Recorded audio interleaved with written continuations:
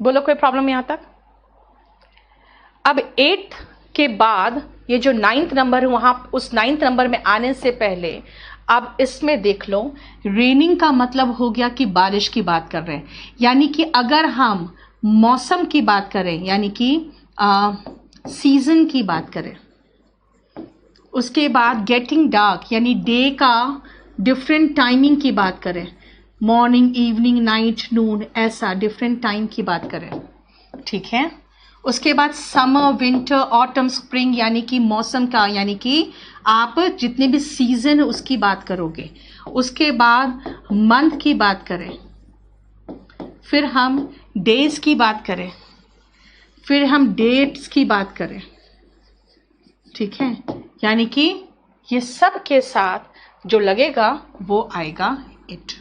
और यहां पे जो इट से सेंटेंस की शुरुआत होगी वहां पे हम डमी इट का इस्तेमाल करेंगे। यहां पे हम डमी इट का इस्तेमाल करेंगे।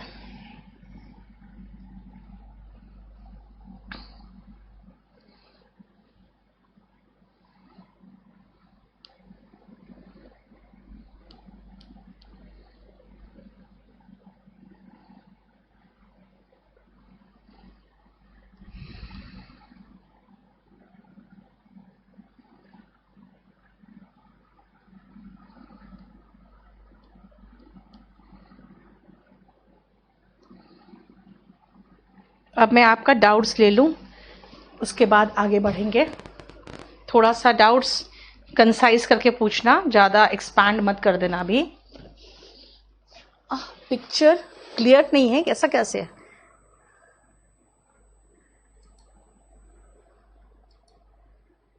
सबका कमेंट शो हो रहा है गौरव, मैं कमेंट देख नहीं पा रही हूँ, ठीक है। पिक्चर बिल्कुल क्लियर है। 5th का रिपीट करूं, 7th ऑफ मार्च, बेटा देखो ये डेट है, यानी डेट के साथ भी इट का प्रयोग होता है। 3rd का गेटिंग डार्क है, यानी कि अंधेरा हो रहा है। अगर मैं कहूं उजाला हो रहा है तो it is getting bright. He, we and you मतलब क्या?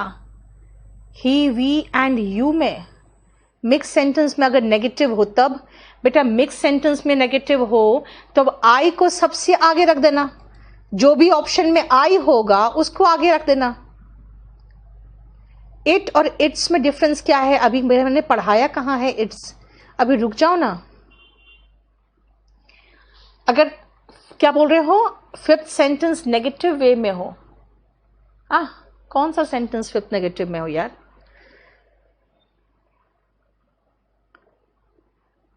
नहीं समझ में आ रहा है तुम लोग का क्या। इतना ढेर सारा मैसेज कर दिए हो ना कि सबका मैसेज देखना पॉसिबल नहीं हो पा रहा।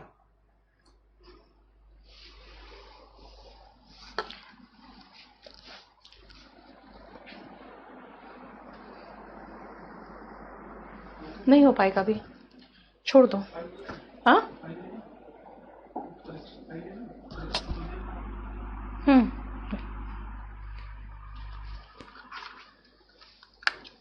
चलिए, इसका आपने पूछा है कुछ ना। 5th में अगर नेगेटिव की बात कर रहे हो, अगर इसको नेगेटिव दिखाओगे तो आई सबसे आगे आ जाएगा 5th वाले में।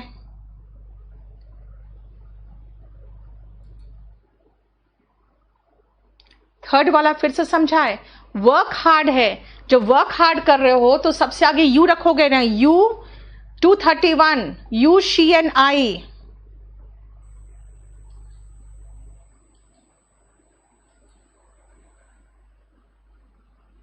इंग्लिश वर्जन में आ जाएगा मंडे तक। Practice batch of PU and CGL pre. रुक जाओ बेटा, अभी आप मुझे सब मैसेज करते जाओ, मैं बाद में बताऊंगी। 3rd नंबर वंस अगेन बता दिया मैंने। हु तो सब्जेक्टिव केस है। अभी मैंने हु पढ़ाया है आपको, बताओ तो। विनीता सब रहेगा, मैंने कहा ना, मैं जिस दिन पढ़ाऊंगी उस दिन आप लोगों को पीडीएफ खाली आपको बोर्ड में दिखाऊंगी। जितना कुछ मैं लिखूंगी उसमें वो नेक्स्ट डे सारा लिखा हुआ के साथ आपको मिल जाएगा।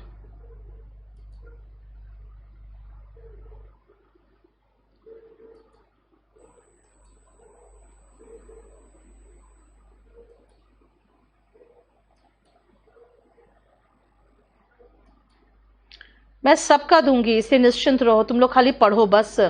ढंग से पढ़ो, मैं सबका दे दूंगी आप लोग, लेकिन क्या है ना, इतने क्वेश्चंस करोगे तो बड़ा मुश्किल हो जाएगा।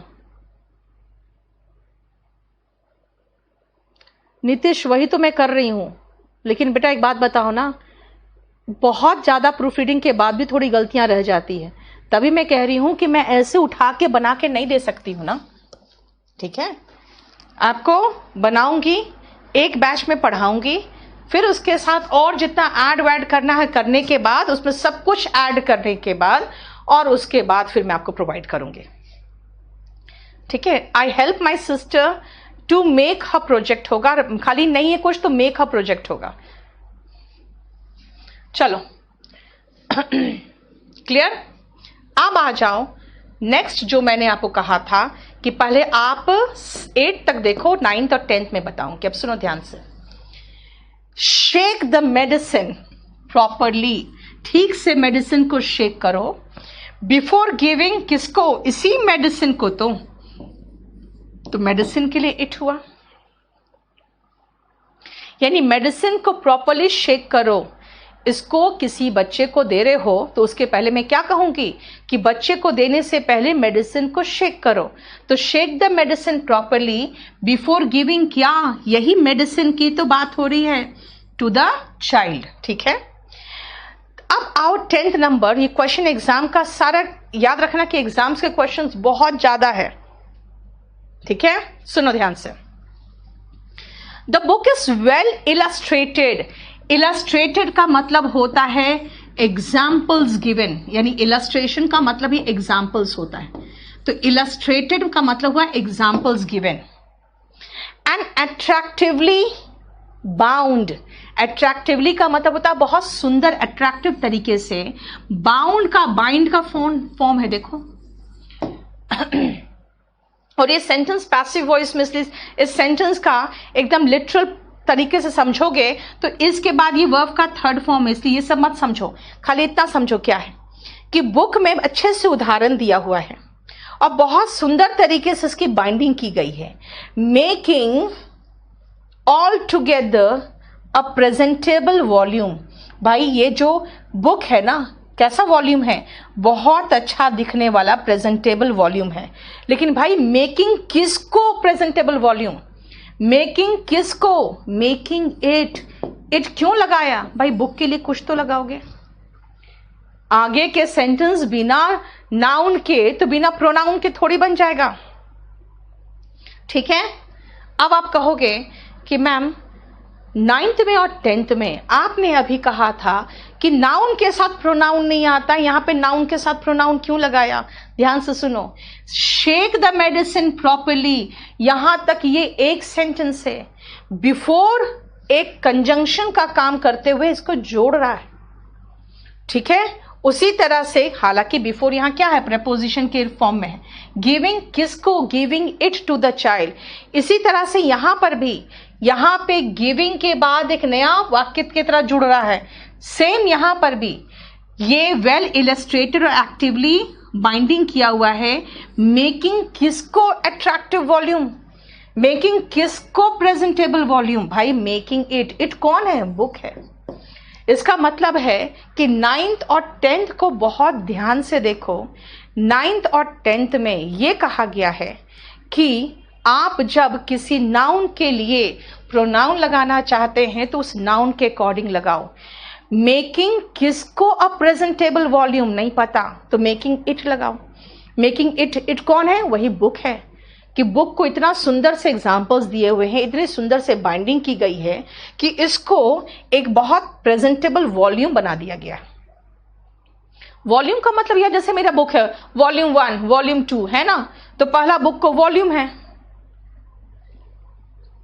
प्रियंका फ्यूनरल टू पे रेस्पेक्ट, ट्रिब्यूट होता है बेटा, ट्रिब्यूट होगा। फ्यूनरल पे जो रेस्पेक्ट देते हो ना, ट्रिब्यूट होता है। शी, अभी आप उसको रुक जाओ ना, आप पूछ रहे हो बहुत ज्यादा। इंसल्ट नहीं होगा, ऑफेंस होता है वहां पे वर्ड। देखो ध्यान से, ये सेंटेंस में आपको इट का ही यूज बता रही हूं मैं। बुक के लगाया इट, मेडिसिन के लगाया इट, बाकी सब में इट, लेकिन जहां पे प्लूरल हो गया वहां पे दे लगाया। इट वाला 10th में समझ में नहीं आया। अनूप, मैंने कहा था 10th क्वेश्चन एग्जाम का है, और जानते हो आपको बताऊं, इसका तो आंसर मुझे लगता है 10 में से 9 टीचर नहीं दे पाए थे, सिर्फ इसीलिए कि वो कंफ्यूज थे, भाई ये सेंटेंस है क्या। मैं किताब जब लिखती हूँ ना, इसलिए मुझे समझ में आ रहा था कि बोलना क्या चाह रहा है, कि एग्जाम कोई भी किताब में अच्छे से हम लोग एग्जाम्पल्स लिखते हैं, फिर उसकी जब बाइंडिंग होके आती है ना, तो हम लोग बाइंडिंग चेक करते हैं, भाई सुंदर से बाइंडिंग है कि नहीं, कहीं धागा तो नहीं दिख रहा है ना। जितना अच्छा बाइंडिंग कराओगे उतना ज़्यादा पैसे लगते हैं, तो इसलिए हम लोग थोड़ा मीडियम में रख के चलते हैं। तो इसीलिए अट्रैक्टिव तरीके से, कहीं धागा तो नहीं दिख रहा है, कहीं उसके पेजेस निकल तो नहीं जा रहे हैं। और इसके बाद क्या होता है, वो एक प्रेजेंटेबल यानी देखने में अच्छा वॉल्यूम का मतलब वॉल्यूम 1 वॉल्यूम 2 जो बुक्स लिखते हैं, कुल मिला के एक सुंदर सा वॉल्यूम बन जाता है। तो मेकिंग के साथ हम इट लगाएंगे, all together an attractive volume. ठीक है, इनवाइट के साथ प्रेपोजिशन टू आता है बेटा। चलो अब नेक्स्ट आओ, use of object form and subject form of pronoun. कि हम सब्जेक्ट फॉर्म याद है ना, ये सब तो एप्रिशिएशन वगैरह था। Subject form and object form, यही चीज कि हमें सब्जेक्ट फॉर्म चाहिए कि ऑब्जेक्ट फॉर्म चाहिए। नॉमिनेटिव को सब्जेक्ट फॉर्म कहते हैं, है ना।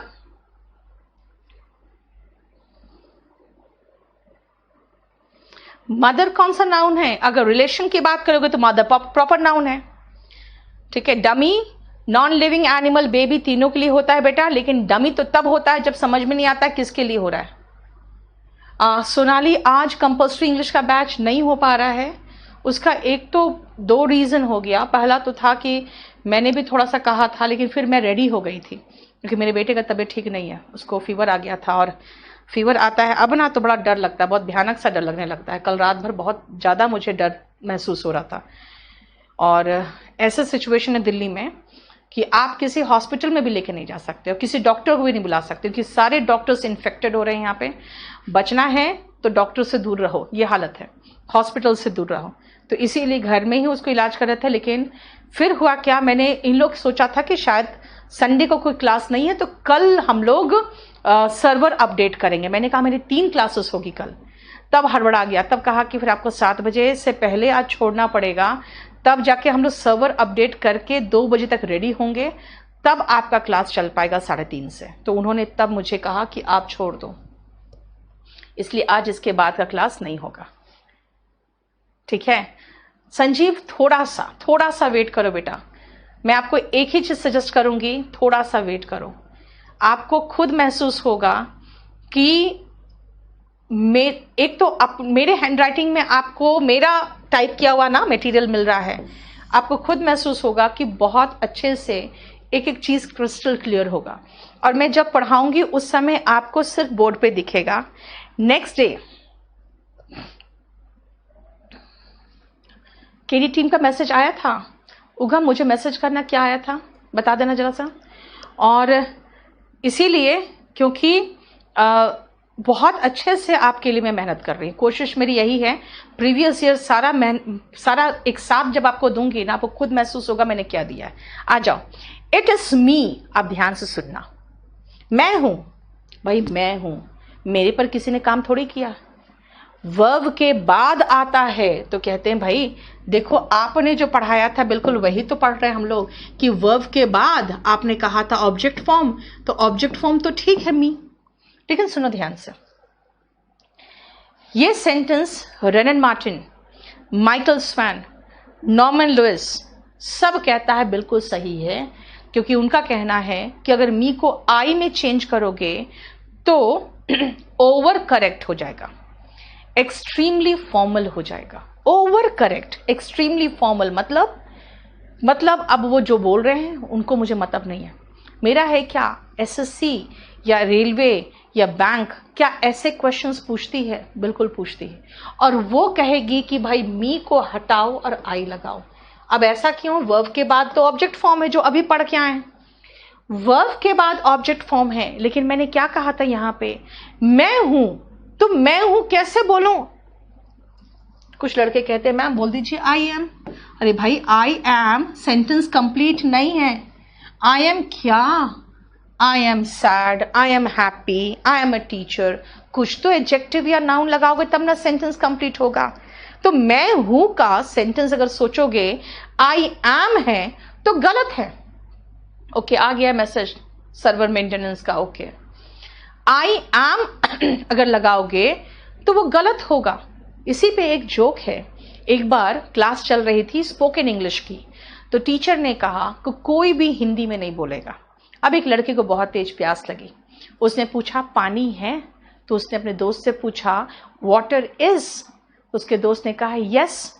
तो उसने सोचा कि कैसे बोलूं, बढ़ाओ, तो कहता है इंक्रीज। इसलिए मैं हमेशा मजाक उड़ाती हूँ कि ट्रांसलेशन से इंग्लिश सीखोगे ना तो ये वाटर इज और इंक्रीज यही जिंदगी में करोगे। इसीलिए यहां पर देखो, अगर मैं कहूं मैं हूं, आप कहोगे मैं हूं का आई एम है, तो भाई आई एम क्या, ये सेंटेंस अधूरा है। तो फिर क्या करें? तो फिर ऐसे कंडीशन में होता है कि मैं हूं का मतलब है मैं हूं, यानी कि मैं हूं मतलब इट इज आई। अब ये क्या स्ट्रक्चर है देखो ध्यान से। जब भी आपको सब्जेक्ट पर जोर देना हो, जब भी सब्जेक्ट पर जोर देना हो, तो इट के बाद बी का फॉर्म लगा के प्रोनाउन का सब्जेक्ट फॉर्म लगा देना। क्यों? क्यों? क्योंकि मैं कह रही हूं मैं हूं तो मैं जोर दे रही हूं। अगर मैं कहूं कि भाई ये किताब मैंने लिखी है और मैं कहूं आई रोड दिस बुक, तो कहोगे इसमें कोई असर तो पड़ा नहीं। आई रोड दिस बुक, मैंने किताब लिखी है। मैं जोर देना चाह रही हूं भाई मैं हूं जिसने ये किताब लिखी है। तो मैं सेंटेंस क्या बनाऊंगी इसके बाद?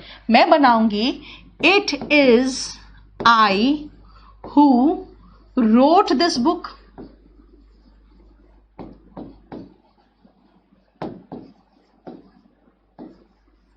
ठीक है, चाहे इट वॉज आई, अगर कहोगे ये मैं थी जिसने ये किताब लिखी थी, चलो एक इसका सेंटेंस तो कर ही दिया, it was I who wrote this book. क्यों? क्योंकि मैं इट पर जोर देना चाह रही हूं। ठीक है ना? अगर आई पर जोर देना चाह रही हूं। अगर आई पर जोर देना चाहती हूं तो मैं प्रोनाउन का सब्जेक्ट फॉर्म इस्तेमाल करूंगी। ठीक है? और आप कह सकते हो इन दोनों का एक्सप्लेनेशन में कि इट के बाद इन दोनों का एक्सप्लेनेशन यही होगा।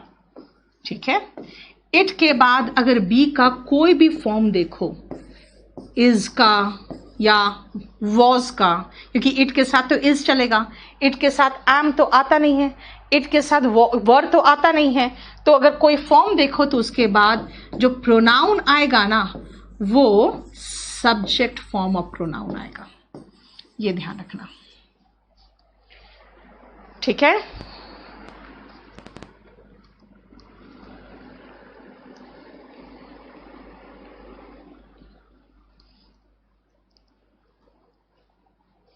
यानी इट के बाद बी आया।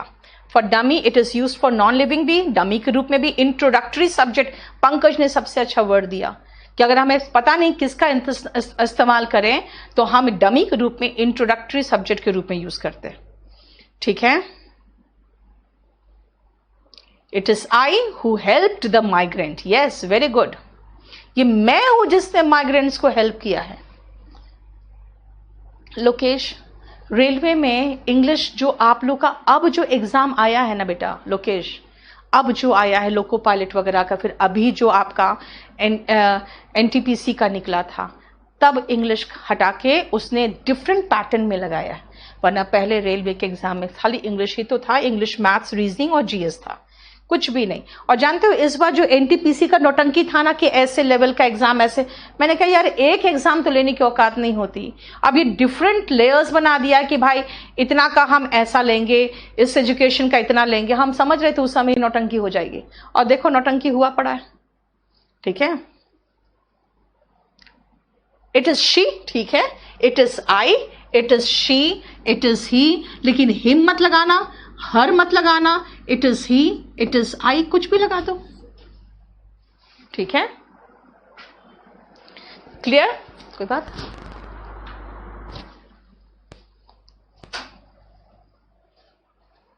आदर्श कब खत्म होगा? इट इज मी, गलत है बेटा।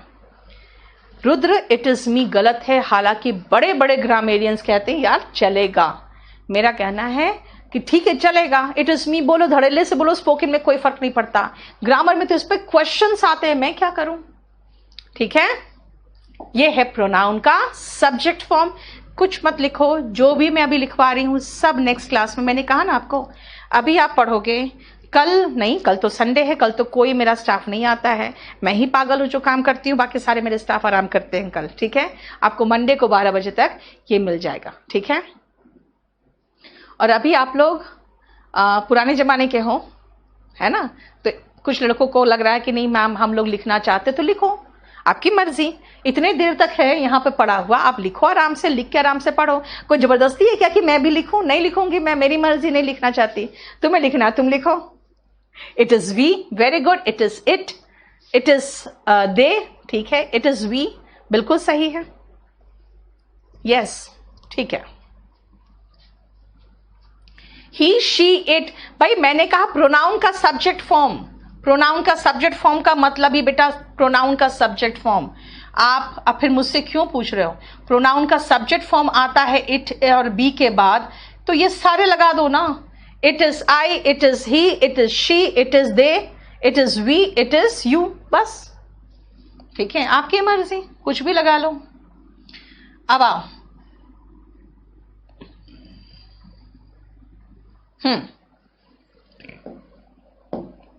मैंने कहा पहला का मैंने आपको बता दिया कि इट के बाद बी आएगा तो उसके बाद प्रोनाउन का सब्जेक्ट फॉर्म आएगा। मैंने ये लिखवा दिया, हो गया। अब सुनो ध्यान से, ऑल ऑफ अस। अब भाई अस क्यों आया, वी क्यों नहीं आया? अब सेकेंड का नियम याद रखना, मैं अभी सबका लिखवाते जाऊंगी। अस क्यों आया है? क्योंकि ऑफ है भाई। ऑफ क्या है? प्रेपोजिशन है। प्रेपोजिशन के बाद अगर प्रोनाउन आएगा तो ऑब्जेक्ट फॉर्म आएगा। देख रहे हो? अब कहोगे यार हम लोग को इतना तो आता है, ऑल ऑफ अस बोला है बचपन से, ऑल ऑफ वी तो बोलते नहीं है। ठीक है, क्यों बोलते हैं वो भी देख लो ना। क्लियर?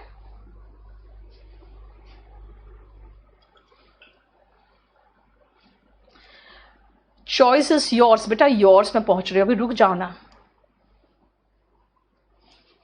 ठीक है सनी सही कह रहे हो। अब देखो, हाँ, there is no love lost between dash and dash. He him में हिम आएगा और शी हर में हर आएगा। अब भाई ऐसा क्या हो गया इसमें? इसीलिए हो गया क्योंकि ये जो कंजंक्शन का जोड़ा है ना, बिटवीन और एंड, बिटवीन और एंड, इन दोनों में यहां पे प्रोनाउन का ऑब्जेक्ट फॉर्म आएगा। लो, ठीक है। ही इज क्या आकांक्षा अभी ठीक है, लेकिन हल्का हल्का फीवर है उसको। और जब शिवम, आज तो रुक जाओ, अभी आज रुक जाओ। और होता क्या है ना कि जब बच्चों को फीवर होता है ना, तो फीवर थोड़ा होता है लेकिन उनको अटेंशन ज़्यादा चाहिए होता है तो उसको यही समस्या है कि उसको वो भाव नहीं मिलता है मेरे से। यार क्या करूं? He is like me, he is unlike me. बोलोगे ये क्या है? अब मैं कहूंगी 4 और 5 में देखो, 4 और 5 कहता है लाइक जैसा शब्द, लाइक मतलब के जैसा, अनलाइक मतलब उसके विपरीत, उन दोनों के बाद प्रोनाउन का ऑब्जेक्ट फॉर्म आता है। ये देखो, है ना, लाइक मी और अनलाइक मी। एक एक देखते जाओ और आपको समझ में आएगा मैं बोलना क्या चाह रही हूं। रुक जाओ, अभी फिर समझाती हूं। Let him go. भाई लेट क्या है? लेट को वर्ब में रट्टा मारोगे, लेट लेट लेट, लेट का तीनों फॉर्म सेम है। 6 क्या बता रहा है? 6 बता रहा है कि अगर वर्ब के बाद देखोगे तो प्रोनाउन का ऑब्जेक्ट फॉर्म आएगा। यही तो पहला पेज में दिया था, वर्ब के पहले सब्जेक्ट फॉर्म, वर्ब के बाद ऑब्जेक्ट फॉर्म, है ना। तो वर्ब के बाद ऑब्जेक्ट फॉर्म आता है, तो लेट हिम गो। अब ध्यान से देखना, ये बट क्या है। आप एक काम करोगे, बट हो या एक्सेप्ट हो, समझ जाना दोनों का मीनिंग सेम है, मतलब को छोड़कर, यानी सभी लोग आए हैं। देखो हाँ बिल्कुल सही है, इस लड़की को छोड़कर। अब कहोगे शी, ना, हर होगा। क्यों? क्योंकि ये बट और एक्सेप्ट, यहां पे ध्यान रखना, ये जो बट वर्ड है और एक्सेप्ट है, इनका मतलब होता है को छोड़कर। इन दोनों का मतलब होता है को छोड़कर, और इनके बाद अगर प्रोनाउन आएगा तो अगेन ऑब्जेक्ट फॉर्म आएगा। देखो पहले, अब इतना बताओ, इसमें कोई प्रॉब्लम है तो आप कहोगे क्या पढ़ाया? मैंने ये पढ़ाया आपको कि प्रेपोजिशन के बाद, लाइक अनलाइक के बाद, प्रेपोजिशन के बाद, लाइक अनलाइक के बाद, देख रहे हो कहां लाइक अनलाइक, फोर्थ और फिफ्थ में, वर्ब के बाद बट और एक्सेप्ट, दोनों का मतलब होता है को छोड़कर, उनके बाद, है ना। प्रेपोजिशन के बाद, लाइक अनलाइक के बाद, वर्ब के बाद, बट और एक्सेप्ट के बाद, और बिटवीन और एंड के साथ अगर आएगा तो प्रोनाउन का ऑब्जेक्ट फॉर्म आएगा। क्लियर? ये हमारा 7th तक का ये रूल है। 3 वाला रिपीट कर दें। देखो 3 वाला, मैंने कहा there is no love lost between him and her. अभी बता, इसका मीनिंग बताऊंगी, रुक जाओ, खाली पहले बिटवीन एंड का बताओ। आदर्श अभी तो आपका बाकी है ना, अभी आराम से पढ़ो ना यार, काहे को टेंशन लेते हो? ठीक है, अगर वो गायब करे तो मुझे बोलना, फिर मैं एक बार उसको डांटूंगी तो फिर वापस आ जाएगा। ठीक है, केडी लाइव वाला चाहे जितना उछले बेटा, ठीक है ना, मैं हूं तो मेरे से कमाई तो अच्छा करते हैं, बात तो मेरी मानेंगे ही, तुम लोग टेंशन मत लो।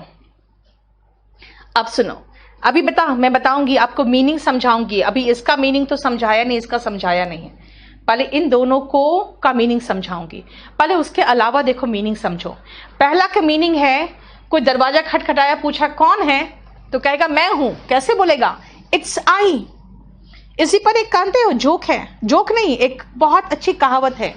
एक बार एक व्यक्ति मर के जब ऊपर गया तो उसने दरवाजा खटखटाया, तो भगवान ने पूछा हु इज देयर? तो उस व्यक्ति ने कहा इट्स आई।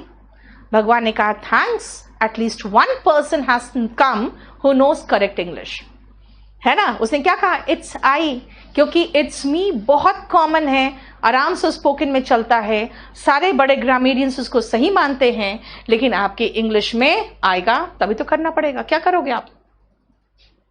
अब आओ सेकेंड, ऑल ऑफ अस, हम सभी आएंगे। लेकिन थर्ड का मीनिंग क्या है? पहले इसका मीनिंग समझ में आए तब ना। नो लव लॉस्ट, इस पूरा का मतलब होता है दुश्मनी। मतलब उस लड़की और उस लड़की के बीच में प्यार खोया हुआ नहीं है, बल्कि दोनों के बीच में बहुत भयानक दुश्मनी है, ये समझ लो। ठीक है, इसीलिए नो लव लॉस्ट का मीनिंग से प्यार से कोई मतलब नहीं है, इसका मतलब है दुश्मनी, इसका मतलब है दुश्मनी। ठीक है, समझ में आया? दुश्मनी। अब देखो, there is no love lost. आपको नहीं लग रहा है कि हम लोग जो भी प्रोनाउन यूज कर रहे हैं वो बाद में यूज कर रहे हैं? तो बाद में यूज कर रहे हैं, इसलिए ऑब्जेक्ट फॉर्म तो होना ही चाहिए, है ना। उसी तरह से यहां पे ऑल ऑफ वी इसलिए नहीं हो रहा है क्योंकि यहां पे आप ऑल यूज कर रहे हो, तो एक्चुअली सब्जेक्ट का काम कर जा रहा है। क्लियर? वो मेरे जैसा है, लाइक मी, वो मेरे जैसा नहीं है, बिल्कुल विपरीत है मेरे से, ही इज अनलाइक मी। ठीक है ना। और unlike him, unlike you, unlike them, ये कहते हैं। ठीक है, नेक्स्ट आओ, उसे जाने दो, लेट हिम गो। 7th आओ, all but her have come. इसका मतलब है इस लड़की को छोड़कर सभी लोग आए। इस लड़की को छोड़कर सभी लोग आए हैं। अब आओ 8th और 9th जो मैं समझाना चाहती हूं। आपका कंपैरिजन मैं खुद से करना चाहती हूं। आपका कंपैरिजन देखो, वर्ब के पहले क्या होता है? सब्जेक्ट होता है।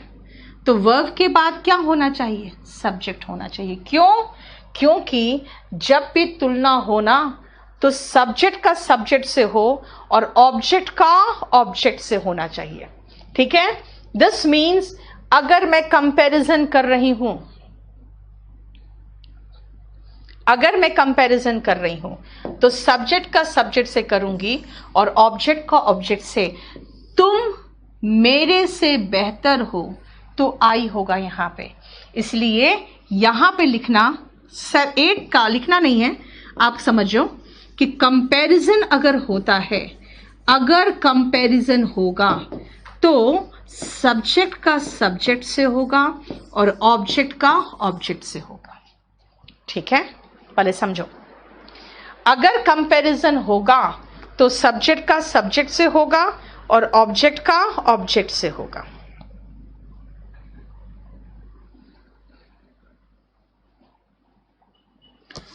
क्लियर? कैसे भाई? तुम्हारा कंपैरिजन मैं खुद से करूंगी तो भाई एक चीज है ना, रिजर्वेशन भी क्यों आता है?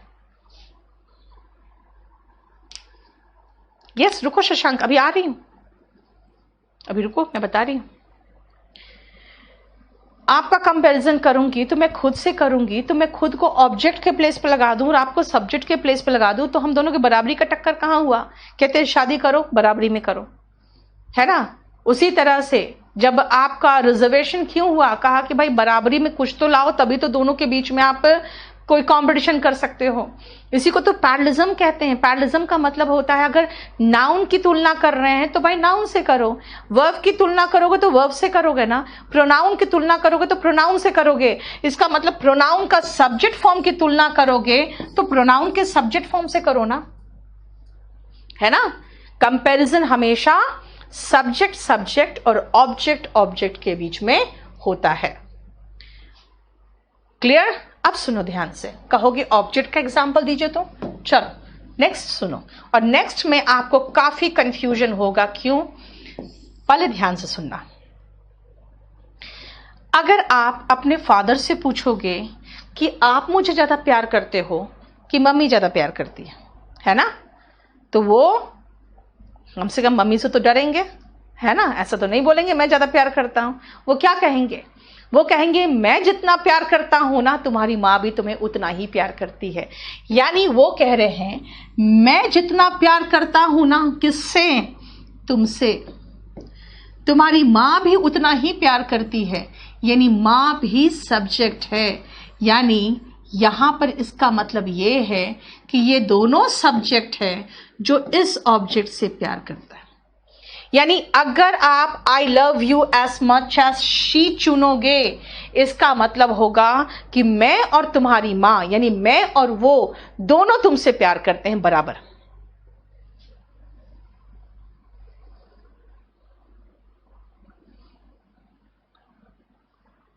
चलो समझ में आया कि मैं तुमसे जितना प्यार करती हूं ना, वो लड़की भी तुमसे, यानी वो महिला भी तुमसे उतना ही प्यार करती है।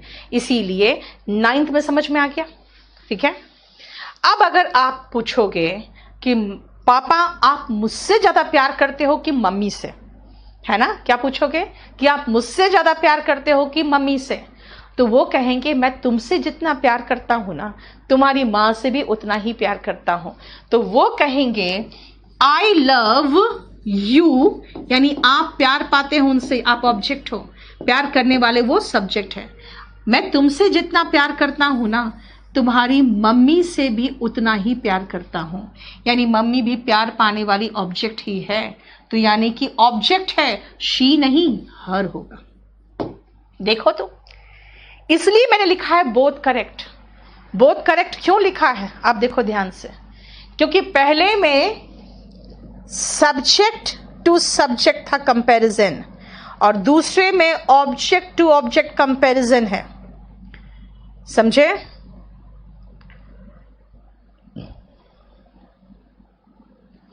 पहले में सब्जेक्ट टू सब्जेक्ट कंपैरिजन था और दूसरे में ऑब्जेक्ट टू ऑब्जेक्ट है।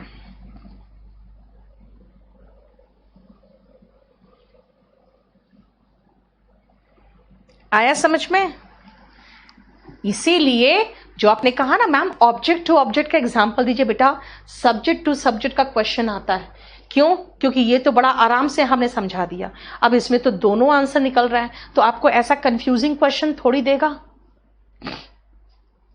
बेटा। आपको कुछ क्वेश्चन अगर लिखना है ना, कोई बात हो तो आप मुझे इसमें मैसेज कर देना, ठीक है? लेकिन इसमें बेटा डाउट्स मत पूछना, क्योंकि डाउट्स नहीं ले पाती हूँ ज़्यादा। आप लोग किसी तरह का कोई इश्यू हो तो मुझे मैसेज कर देना। नहीं अंकिता, आज मैं इसीलिए ग्रामर वो कैब शुरू नहीं कर रही हूँ ना, क्योंकि आज मैं छोड़ूंगी बेटा, ठीक है? आज मैं छोड़ूंगी, इसीलिए मैं आज वो कैब नहीं, आज मैं छोड़ दूंगी, इसीलिए इसको खत्म करके छोड़ रही हूँ। समझ में आया कि पहला में यहां पे सब्जेक्ट टू सब्जेक्ट कंपैरिजन था क्योंकि पाने वाले आप हो, और दूसरा में ऑब्जेक्ट टू ऑब्जेक्ट कंपैरिजन है क्योंकि दोनों प्यार पाते हो, करने वाला एक है। इसे तो मैंने कहा सब्जेक्ट सब्जेक्ट और ऑब्जेक्ट ऑब्जेक्ट। क्वेश्चन कैसा आता है? ऐसा आता है क्वेश्चन, ऐसा भाई ये क्वेश्चन देगा, दोनों आंसर सही हो जाएगा, तो क्वेश्चन इससे थोड़ी पूछेगा। यानी कि आपको 1 से लेकर 8 तक जो है ये इंपॉर्टेंट है, ठीक है? अनुज आज जाके ये करो, नाउन करो, नाउन के कल क्वेश्चंस पूछो, ठीक है? और अंकित जैसे जैसे चैप्टर्स आगे बढ़ते हैं ना बेटा, कॉम्प्लिकेटेड थोड़े चैप्टर्स होंगे, बीच में थोड़े आसान आएंगे और बाद में थोड़े से डिफिकल्ट भी आएंगे, तो समझा करो। अगर आप डिफिकल्ट पोर्शन नहीं पढ़ाएं और बाद में क्वेश्चंस आएंगे तो क्या करोगे? कहोगे मैडम ने मूर्ख बना दिया। मैं चाहती हूं कि अभी आप कड़वी दवा पी लो, बाद में जाके मुझे आप ब्लेस ही करोगे, ठीक है? विकी मेरे जो प्रीवियस ईयर के बुक्स है ना, आपको मैं बता दूं, मेरा प्रीवियस ईयर के बुक्स में 42 सेट 2016 का, 43 सेट्स 2017 का, 72 CHSL 2016 का है, ये तो 2016 का CGL का है, 2017 का CGL का प्री का है, ठीक है? अच्छा, ये जो है ये तो पूरा का पूरा हम लोगों ने आपको वो 50 सेट्स में दे दिया है। उसके बाद मेंस का अभी 2018 पूरा डिस्कस करके हमने खत्म किया है, 2017 डिस्कस कर रही हूं। ये हमारे, मैं कोशिश कर रही हूं इसको ई बुक के फॉर्म में लाने का, क्योंकि खाली क्वेश्चंस रहेगा तो कौन खरीदेगा, है ना? तो ई बुक के फॉर्म में क्वेश्चंस मिल जाएगा PDF के रूप में, और पूरा वीडियो उसका मिल जाएगा आपको, उसका एक्सप्लेनेशन। अब प्रॉब्लम क्या है ना कि अब जैसे वॉल्यूम 1 है, वॉल्यूम 2 है, वॉल्यूम 1 वॉल्यूम 2 का हार्ड कॉपी ही हम रख रहे हैं, उसका सॉफ्ट नहीं बना रहे हैं। उसका रीजन क्या है कि बहुत सारे बच्चे ऐसे होते हैं जो चाहते हैं कि हमें बुक फॉर्म में मिले, और बुक फॉर्म सच का है सबसे अच्छा रहता है बुक फॉर्म, क्योंकि आप उसको रेगुलर बेसिस पे रीड कर सकते हो। अभी फिलहाल हम आपको PDF में इसलिए दे रहे हैं क्योंकि PDF में अभी मैं बहुत सारी चीजें ऐड करूंगी, जितना आज लिखा सब ऐड करूंगी, परसों आपको मिल जाएगा। आप कहोगे उसके बाद, तो बाद में इसके बाद सारे के सारे क्वेश्चंस मैं ऐड कर दूंगी जो प्रीवियस ईयर आए हुए क्वेश्चंस है, वो आपको हेल्प करेगा एग्जामिनेशन पॉइंट ऑफ व्यू से बहुत ज्यादा, ठीक है? अच्छा, अब जरा हटना, जरा मैं इसका डाउट्स आपका ले लूं। आज बेटा मैं वो कैब नहीं करा रही हूं, लेकिन आप लोग मुझे छोड़ भी नहीं रहे हो, जल्दी छोड़ दो, बिल्कुल छोड़ दो, मत लो। नाउन का प्रीवियस क्वेश्चन के PDF कुलशन वो मैं आपको प्रोवाइड करूंगी बेटा। आप लोग बहुत हड़बड़ा जाते हो, मैं सब कुछ दूंगी, अभी तक नहीं दे रहा था कोई बात नहीं, आप दे रही हो तो कब दोगे कब दोगे कब दोगे? अंकित तुम भी बहुत ज्यादा उछल कूद मचाते हो। as introductory it and they are there, yes Om Prakash, introductory के रूप में इट और देयर दोनों यूज होता है। अभी देयर का नहीं पढ़ाया बेटा आपको। मैथ्स का क्लास बस ट्यूसडे को मैं अनाउंस कर दूंगी, ट्यूसडे या वेंसडे को अनाउंस कर दूंगी। मेरे साथ वाले जो टीचर थे ना बेटा, वो सब चले गए थे घर, उनको बुलाया बड़ी मुश्किल से। दूसरी बात है, ऐसा कोरोना फैल गया ना दिल्ली में, सब डरते हैं। अब उनके रहने वहने के सबका इंतजाम मैंने करवाया, तब पहुंचे हैं, अब कल पहुंचे हैं वो लोग। कुलदीप तुम बहुत बड़े देहाती आदमी हो, रुक जा भी। राजेश, बात क्या है ना, वीकली फ्री टेस्ट ऑफलाइन वालों को देते हैं क्योंकि उन लोग का पेमेंट बहुत हाई रहता है। अब आप लोग को वो नहीं दे रहे तो मैं क्या करूं? नरुला, चार्ज करना पड़ता है। अगर मरे मरे से पढ़ाएंगे तो पढ़ोगे मेरे से, जरा बताओ तो। इसलिए मैं चार्ज रहती हूँ हमेशा। रणवीर छोड़ दो, लेकिन 10 चैप्टर मिसिंग है फिर आपका। मी कंपैरिजन में कब आएगा बेटा? ऑब्जेक्ट टू ऑब्जेक्ट के केस में आएगा, मैंने बताया। हाँ बेटा, सनी आप लोग जाना चाहते हो जा सकते हो, आज क्लास ओवर कर चुके हैं। ठीक है, आप लोग का जो क्वेश्चन है वो मैं देख ले रही हूं बस।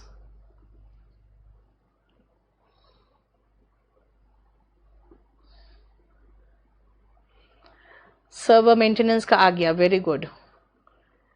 पहले वाला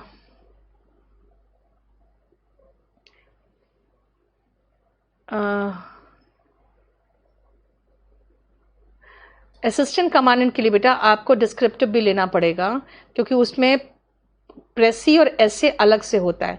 ग्रामर इसमें कंप्लीट हो जाएगा। जीके का बेटा जीएस है पूरा कंप्लीट, उसका फीस 1199 है और बहुत बढ़िया से शुरू किया। आप लोग जरा यूट्यूब में एक बार देखो तो सही, हमने बहुत अच्छा क्वालिटी देती हूँ बेटा। ठीक है, आप लोग एक बार देखो तो सही।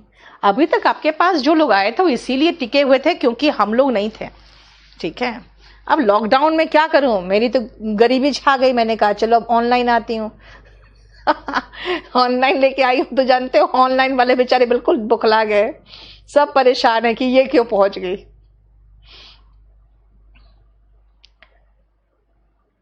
नेगेटिव हो तब ऑर्डर क्या होगा? पंकज, मैं सब कुछ पॉजिटिव नेगेटिव सब करा रही हूँ और मैं कोशिश कर रही हूँ थोड़ा फास्ट भागने का, लेकिन आप लोग बीच में बहुत क्वेश्चंस करते हो और बच्चों को आज थोड़ा सा दिक्कत हुआ होगा क्योंकि उनको लग रहा होगा हम नोट्स कैसे बनाएं, हम कैसे लिखें। बेटा आपको नोट्स बनाने का शौक है तो मैं आपको अगला क्लास में जितना पीडीएफ, जैसे आज मैंने 8 पेज तक करा दिया है ना, आप 8 पेज तक बिल्कुल अच्छे से नोट कर लेना। ठीक है, आपकी मर्जी। ठीक है, अब आपका वैशाली, मैंने कल कह दिया मैं 5 से 7 डाउट्स लूंगी, 3:30 से 5 मैं पीओ का बैच लूंगी और उसके बाद मैं डाउट्स लूंगी और फिर मैं मेंस का बैच का 21 फरवरी का जो पेपर है 2017 वाला उसका डिस्कशन करूंगी। चलो आज बंद करो फिर क्लास। बंद कर दो। ठीक है, सबका ले लिया और मुझे नहीं लगता बेटा तुम लोग का कोई ज़्यादा प्रॉब्लम है, बस खाली एक ही इश्यू है, कुछ बच्चे अभी पुराना मेथड चाहते हैं तो बेटा आप लोग उतार लेना। 8 नंबर पेज तक जो दे दूंगी ना नोट्स, आप लोग अपना नोट्स बना लेना। ठीक है, और आप लोग अगर देखना चाहोगे एक बार देख के नोट्स बना लेना। ठीक है,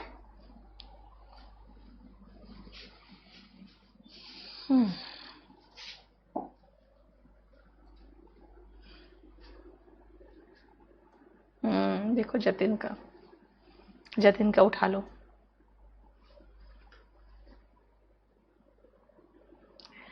शोभित, रूल्स नहीं बेटा, मैं आपको बहुत कंसेप्चुअली समझाऊंगी, रूल्स की जरूरत नहीं पड़ेगी आपको, थोड़ा सा रुको।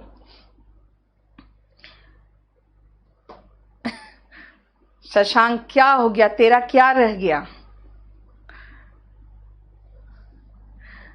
कितना परेशान देखो इन लोगों को। ऑब्जेक्ट टू ऑब्जेक्ट कंपैरिजन, ठीक है, मैंने कहा ना कि आपके फादर कहते मैं तुमसे उतना ही प्यार करता हूं जितना तुम्हारी मां से करता हूं, मतलब तुम दोनों ऑब्जेक्ट हो।